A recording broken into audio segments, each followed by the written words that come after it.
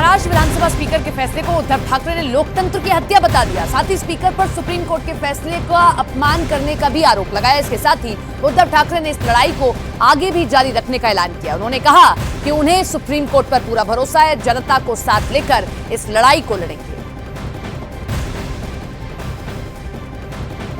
तो उद्धव ठाकरे को जाहिर तौर पर क्योंकि झटका लगा है तो उनकी नाराजगी जाहिर है और अब उनके पास में सुप्रीम कोर्ट का रास्ता बचता है। तो वो ये कह रहे हैं कि जो किया गया स्पीकर की ओर से वो निश्चित तौर पर गलत है और अब हम जो है सर्वोच्च अदालत के पास जाएंगे और इस पूरे मामले को लेकर जाएंगे।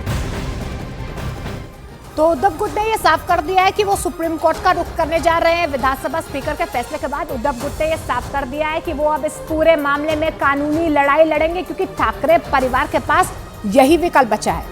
इससे पहले चुनाव आयोग भी शिंदे गुट के पक्ष में ही फैसला उन्होंने सुनाया था। ऐसे में उद्धव ठाकरे गुट की शिवसेना विधानसभा अध्यक्ष के फैसले के खिलाफ हाई कोर्ट या सुप्रीम कोर्ट का वो रुख कर सकती है, विकल्प उनके पास बचा हुआ है। लेकिन इसके लिए उद्धव गुट को 30 दिन के अंदर विधानसभा अध्यक्ष के फैसले को कोर्ट में चुनौती देनी होगी और अगर कोर्ट इस विधानसभा अध्यक्ष के इस फैसले पर रोक लगाता है तो उद्धव गुट को थोड़ी राहत यहाँ पर मिल सकती है। इसके अलावा आपको ये भी बता दें कि उद्धव ठाकरे के पास ग्रास रूट लेवल पर कार्यकर्ताओं को एक बार फिर से साथ जोड़कर पार्टी को मजबूत करने का भी विकल्प बचा है। तो आपको बता दें कि महाराष्ट्र में विधायकों की अयोग्यता पर स्पीकर राहुल नार्वेकर के फैसले के बाद राजनीतिक बयानबाजी चरम पर है। कांग्रेस और एनसीपी शरद पवार गुट ने इस फैसले को असंवैधानिक और बीजेपी की साजिश बताया है, तो वही केंद्रीय मंत्री रामदास अठावले ने स्पीकर के फैसले का समर्थन किया है।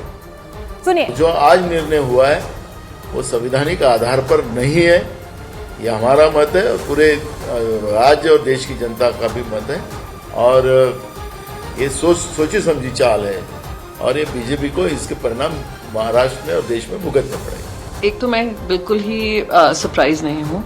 दूसरा, बचपन से हमने ये कहावत सुनी थी, वही होता है जो मंजूर खुदा होता है। रिपब्लिक है देश के, फिर कहा गया वही होता है जो मंजूर कॉन्स्टिट्यूशन होता है। 2014 के बाद से एक नई परंपरा शुरू हुई है, वही होता है जो मंजूर अमित शाह और नरेंद्र मोदी होता है और वही हम एक्शन में देख रहे हैं महाराष्ट्र में जिस तरीके से निर्णय लिए जा रहे हैं। स्पीकर ने एकनाथ शिंदे जी के बाजू से निर्णय दिया है और उद्धव ठाकरे को बहुत बड़ा झटका बैठा है। तो मुझे लगता है कि मैं माननीय राहुल नार्वेकर जी ने जो निर्णय दिया है उसका मैं स्वागत करता हूँ। वही निर्णय होने की हमें अपेक्षा थी और वैसा निर्णय हो चुका है। आज महाराष्ट्र असेंबली के स्पीकर अध्यक्ष महोदय ने जो निर्णय दिया वो संवैधानिक था। महाराष्ट्र की जनता को समझ में आ गया है खेल क्या है।